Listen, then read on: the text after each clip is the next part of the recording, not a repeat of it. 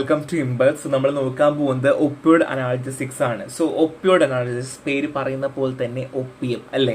So ഒരു modern medicine എന്നൊക്കെ വേണമെങ്കിൽ പറയാം. സോ ഒരുപാട് കഥയുണ്ട് കേട്ടോ. ഏൻഷ്യൻ ടൈമിലൊക്കെ പണ്ട് കാലങ്ങളിലൊക്കെ പെയിൻ മാനേജ്മെന്റിന് ഒപ്പിയം ഉപയോഗിച്ചുകൊണ്ടിരുന്നു. പിന്നെ ആണ് അതിൽ നിന്ന് നമുക്ക് ആ ക്യാപ്സൂൾസ്, ആ ഒപ്പിയത്തിന്റെ ക്യാപ്സൂൾസ്, ആ കുരുവിൽ നിന്ന് നമുക്ക് ഒപ്പിയത്തിന്റെ ഡെറിവേറ്റീവ്സ് നമുക്ക് എടുക്കാൻ പറ്റുമെന്നും പിന്നെ ഒരുപാട് രീതിയിൽ മോഫിന്റെയും ഒക്കെ ഐസൊലേഷൻ വന്നു. അങ്ങനെ ഉപയോഗങ്ങളൊക്കെ വന്നിട്ടുണ്ട് കേട്ടോ. ഒരുപാട് കഥയൊക്കെ ഉണ്ട്. അത് ഞാൻ പറഞ്ഞ് വെറുതെ ഈ സമയം കളയുന്നില്ല. സോ ഒപ്പിയോഡിന്റെ എവല്യൂഷൻ ഞാൻ കൊടുത്തിട്ടുണ്ട്, നമുക്കിത് ഇമ്പോർട്ടൻ്റ് അല്ല. സോ ജസ്റ്റ് നിങ്ങൾ വായിച്ചങ്ങ് പോയാൽ മതി. സോ ഒപ്പിയോഡ് അനാലിസിക്സിന്റെ ക്ലാസിഫിക്കേഷൻ നോക്കാം. നാച്ചുറൽ ഒപ്പിയം ഉണ്ട്, മോർഫിൻ, കൊഡീൻ. ഒപ്പിയോഡ് അനാലിസിസിന്റെ സെമി സിന്തറ്റിക് ഒപ്പിയോഡ്സ് ഉണ്ട്, di acetyl morphine, pholcodine and ethyl morphine. So synthetic opioids ഉണ്ട് pethidine, methadone, fentanyl and tramadol and tapentadol. So basically ഒരുപാട് കോമ്പറ്റേറ്റീവ് എക്സാംസിലൊക്കെ ചോദിക്കുന്ന ഒരു കാര്യമാണ്, മറന്നു പോകരുത്. നാച്ചുറലും സെമി സിന്തറ്റിക്കും മിക്കവാറും അങ്ങോട്ടും ഇങ്ങോട്ടും തിരിഞ്ഞു പോകും. സോ അത് ശ്രദ്ധിച്ച് വേണം എഴുതാനായിട്ട്. സോ മോർഫിൻ, സോ കെമിക്കലി പറയുവാണെങ്കിൽ മോർഫിൻ എന്താണ്? ഒരു ഒപ്പിയത്തിന്റെ ഒരു ആൽക്കഹോൾ ഡെറിവേറ്റീവ് ആണ് അല്ലേ. സോ ഒപ്പിയോഡ് അനാലിസിക്സ് ആണ് അല്ലേ, അത് നമുക്ക് എല്ലാവർക്കും അറിയാം. സോ ഫാർമക്കോളജിക്കൽ ആക്ഷൻ പറയുകയാണെങ്കിൽ മോർഫിൻ പോയിട്ട് മ്യൂ ഒപ്പിയോഡ് റിസപ്റ്ററിലായിരിക്കുക. എവിടെ ഇരിക്കുക? മോർഫിൻ പോയിട്ട് മ്യൂ ഒപ്പിയോഡ് റിസപ്റ്ററിൽ പോയിരിക്കും, CNS. അങ്ങനെ നമുക്ക് പെയിന് കുറക്കുവാണ് ചെയ്യുക. സോ ക്ലിനിക്കൽ ആപ്ലിക്കേഷൻ പറയുവാണെങ്കിൽ ഭയങ്കര വേദനയുള്ള പേഷ്യൻസിനൊക്കെ നമുക്ക് കൊടുക്കാൻ പറ്റും. പൊട്ടൻസി പറയുവാണെങ്കിൽ സ്റ്റാൻഡേർഡ് പൊട്ടൻസി, അത്യാവശ്യമൊക്കെ ഗുളിക കഴിച്ചാൽ മരുന്നൊക്കെ കഴിച്ചാൽ നമുക്ക് വേദനയൊക്കെ കുറക്കാനായിട്ട് പറ്റുമെന്നുള്ളതാണ്. അപ്പോൾ ഒന്നും കൂടെ പറയാം, മോർഫിൻ എന്ന് വെച്ചാൽ നമുക്ക് എവിടെയാണ് അഫക്ട് ചെയ്യുക? മ്യൂ ഒപ്പിയോഡ് റിസപ്റ്ററിലാണ് അല്ലേ. എവിടെയാണ്? CNS അല്ലേ. ക്ലിനിക്കൽ ആപ്ലിക്കേഷൻ എങ്ങനെയാണ്? ക്രോണിക് പെയിന് കൊടുക്കാൻ പറ്റും. പൊട്ടൻസി സ്റ്റാൻഡേർഡ് പൊട്ടൻസി ആണ്. സോ മോർഫിന്റെ pharmacological mechanism already receptor binding ആണെന്ന് പറഞ്ഞല്ലേ. സോ നമുക്കത് അറിയാം.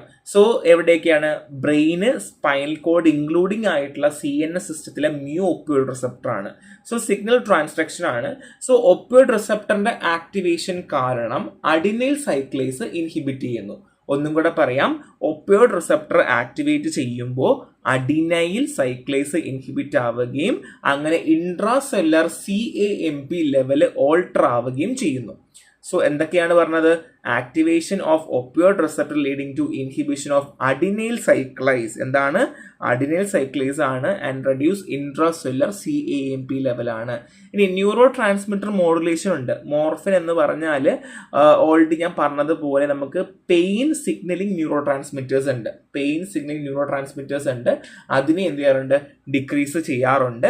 സോ അങ്ങനെ നമുക്ക് എന്ത് ചെയ്യാറുണ്ട്? വേദന കുറച്ച് തരാറുണ്ട് എന്നുള്ളതാണ്. ആൻഡ് പെയിൻ പെർസെപ്ഷൻ ഓൾട്ടറേഷൻ, ഞാൻ ഓൾറെഡി പറഞ്ഞു, പെയിൻ സിഗ്നൽസിനെയൊക്കെ എന്തെങ്കിലും ഓൾട്ടർ ചെയ്ത് നമുക്ക് വേദന കുറയ്ക്കാറുണ്ട്. അപ്പോൾ എന്തൊക്കെയാണ് പറഞ്ഞത്? റിസപ്റ്റർ ബൈൻഡിങ് പറഞ്ഞു, അല്ലെങ്കിൽ നമുക്ക് ഓൾറെഡി അറിയാം. പിന്നെ സിഗ്നൽ ട്രാൻസ്ഡക്ഷൻ എന്താണ്? അഡിനൈൽ സൈക്ലേസ് ഇൻഹിബിഷൻ ഉണ്ടാകുന്നു. ന്യൂറോ ട്രാൻസ്മിറ്റർ മോഡുലേഷൻ ഞാൻ പറഞ്ഞു. പെയിൻ സിഗ്നലിംഗ് ന്യൂറോ ട്രാൻസ്മിറ്റേഴ്സിൽ എന്ത് നടക്കുന്നു? ഓൾട്ടറേഷൻ നടക്കുന്നു എന്നുള്ളതാണ്. ആൻഡ് പെയിൻ പെർസെപ്ഷൻ ഓൾട്ടറേഷൻ നടക്കുന്നു. സോ സിമ്പിൾ, എളുപ്പമാണ് അല്ലേ. സോ ഇത് ഡോസിംഗ് ആണ്. So 50 to 20 mg, 10 to 30 mg and 2.5 to 10 mg ഉണ്ട്. ഇൻജെക്ഷൻസും ഇമ്മീഡിയറ്റ് റിലീസ് സൊല്യൂഷനും ആൻഡ് എക്സ്റ്റൻഡ് റിലീസ് ടാബ്ലറ്റ് നമുക്ക് അവൈലബിൾ ആണ്, നോക്കിയാൽ മതിയാകും. സോ ക്ലിനിക്കൽ യൂസ് പറയുവാണെങ്കിൽ അക്യൂട്ട് പെയിൻ മാനേജ്മെന്റ്, നമുക്ക് വേദനയ്ക്കൊക്കെ നല്ലൊരു ക്ലിനിക്കൽ മാനേജ്മെന്റ് ആയിട്ട് നമുക്ക് പറയാം. പിന്നെ ക്രോണിക് പെയിൻ, ഭയങ്കര പെയിൻ ഉണ്ടാവില്ല, ലോങ് ടേം പെയിൻ ഒക്കെ ഉണ്ടാവില്ല. ഇപ്പോൾ ക്യാൻസർ പേഷ്യൻ്റ് ഒക്കെ ഉണ്ടാവില്ല, അല്ലെങ്കിൽ ഈ റുമറ്റോയ്ഡ് ആർത്രൈറ്റിസ് ഒക്കെ ഉണ്ടാകുന്ന ആൾക്കാരില്ല, അവർക്കൊക്കെ ഭയങ്കര ഉപയോഗമാണ്. ആൻഡ് പാലിയേറ്റീവ് കെയർ, ഇപ്പം ഭയങ്കരമായിട്ട് എന്താണ് വേദനയൊക്കെ എടുക്കുന്ന, അല്ലെങ്കിൽ വേദന സഹിക്കാൻ പറ്റുന്നില്ല മക്കളേന്ന് പറയുന്ന ഒരുപാട് അപ്പൂപ്പന്മാർക്ക് അമ്മൂമാർക്കൊക്കെ ഉണ്ടാവില്ലേ, കാലുവേദന പറ്റുന്നില്ല, അവർക്ക് കൊടുക്കാറുണ്ട് കേട്ടോ. പിന്നെ പ്രൊസീജിയർ പെയിൻ മാനേജ്മെന്റ്, അപ്പം നമുക്ക് ഈ ആങ്സൈറ്റിക് പ്രോപ്പർട്ടിയും കൂടെ തരുന്ന ഒരു അനാൽജസിക് ആണ് ഈ മോർഫിൻ എന്ന് പറഞ്ഞാൽ. അപ്പോൾ ആങ്സൈറ്റിയൊക്കെ നമ്മൾ കുറച്ചുകൊണ്ട് ട്രീറ്റ്മെന്റിനൊക്കെ വേദനയൊക്കെ കുറയ്ക്കാനും ഒക്കെ നമുക്ക് ഹെൽപ്പ് ചെയ്യുന്നൊരു ഡ്രഗ് ആണ് കേട്ടോ. അപ്പോൾ പെയിൻ മാനേജ്മെന്റ് ആണ് ബേസിക് യൂസ് പറഞ്ഞ കേട്ടോ, വേറെ ഒന്നും നമുക്ക് പറയാനില്ല. അഡ്വേഴ്സ് എഫക്റ്റ് ഉണ്ട്. Common side effect nausea, vomiting, constipation, drowsiness ഉണ്ടാവും, ഡിസിനെസ് ഉണ്ടാവും, സ്വെറ്റിംഗ് ഉണ്ടാവും, ഡ്രൈ മൗത്ത് ഉണ്ടാവും. ഇത് ഇത്രയും ഇമ്പോർട്ടൻ്റ് ആട്ടോ, ഇത് ഇത്രയും ഡിസിനെസ്സും ഡ്രൈ മൗത്തും ഒക്കെ. ആൻഡ് സീരിയസ് പറയുവാണെങ്കിൽ റെസ്പിറേറ്ററി ഡിപ്രഷൻ ഉണ്ടാവും. മോർഫിൻ്റെ ഏറ്റവും വലിയ പ്രശ്നം, പ്രഗ്നൻ്റ് ആയിരിക്കും നമ്മൾ സൂക്ഷിച്ചേ കൊടുക്കുകയുള്ളൂ. കാര്യം കുഞ്ഞിനും റെസ്പിറേറ്ററി ഡിപ്രഷൻ ഉണ്ടാവാനുള്ള ചാൻസ് ഉണ്ട്. ഹൈപ്പോടെൻഷൻ, സീഷർ ഉണ്ടാവും ഹൈ ഡോസിൽ, ഡിപ്പെൻഡൻസിയും അഡിക്ഷനും ഉണ്ടാകും. കോൺട്രാ ഇൻഡിക്കേഷൻ പറയുകയാണെങ്കിൽ റെസ്പിറേറ്ററി ഡിപ്രഷൻ ഉള്ള ആൾക്കാർക്ക് നമുക്ക് ഈ മരുന്ന് കൊടുക്കാൻ പറ്റില്ല.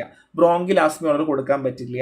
And hypo sensitivity to morphine ഉള്ളവർ കൊടുക്കാൻ പറ്റില്ല. അല്ലെങ്കിൽ അറിയുന്നോ അല്ലെങ്കിൽ അറിയാത്ത പാരാലൈറ്റിക് ഇലിയസ് ഉള്ള ആൾക്കാർക്കും നമുക്ക് കൊടുക്കാൻ പറ്റില്ല. അപ്പം ഈ എപ്പോഴും മോർഫിന്റെ പ്രശ്നം എന്ന് വെച്ചാൽ നമുക്ക് ഈ റെസ്പിറേറ്ററി ഡിപ്രഷൻ ഒരു പ്രശ്നം തന്നെയാണ്.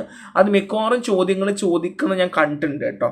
അപ്പൊ അതുകൊണ്ട് അത് മനസ്സിലാക്കി വെക്കുക. എല്ലാത്തിലും എന്താണ് നമ്മൾ പറയുന്നുണ്ട്. പിന്നെ പാരാലിറ്റിക് എലിയം എന്ന് പറഞ്ഞാൽ non mechanical decrease or stoppage of flow of industrial content. നമുക്ക് കോൺസ്റ്റിപ്പേഷൻ കൈൻഡ് ഓഫ് എന്ന് പറയാൻ പറ്റില്ല, നമുക്ക് ഇൻഡസ്ട്രിയൽ കണ്ടന്റിന്റെ ബ്ലോക്കേജ് ഉണ്ടാവുന്നു അല്ലെങ്കിൽ മുമ്പോട്ട് പോകുന്നില്ല എന്ന് വേണമെങ്കിൽ പറയാം എന്നുള്ളതാണ് കേട്ടോ. സോ ഇത് പ്രിസ്ക്രിപ്ഷൻ സേഫ്റ്റി ആണ്. മോർഫിൻ കൊടുക്കുമ്പോൾ ശ്രദ്ധിച്ച് വേണം കൊടുക്കാൻ, ഇല്ലെങ്കിൽ പണി കിട്ടുമല്ലോ. അപ്പോൾ നമ്മൾ റെഗുലർലി മോണിറ്റർ ചെയ്യേണ്ട ആവശ്യമുണ്ട്. ഇത് പേഷ്യൻറ്റിൻ്റെയും ഫാർമസിൻ്റെ ഇൻ്റർവെൻഷൻ ആണ്. സോ അത് പിന്നെ നോക്കിയാൽ മാത്രം മതിയാകും. അപ്പോൾ എന്തൊക്കെയാണ് ഞാൻ പറഞ്ഞത്? ഒപ്പിയോടാ പറഞ്ഞത് അല്ലേ? സോ ഇതെല്ലാം നോക്കുക. മോർഫിൻ, കൊഡീൻ, പെറ്റഡിൻ ആൻഡ് ഫെൻറ്റനിൽ ഒക്കെ ഞാൻ പറഞ്ഞു. സോ മോർഫിൻ്റെ കേസ് പറഞ്ഞു.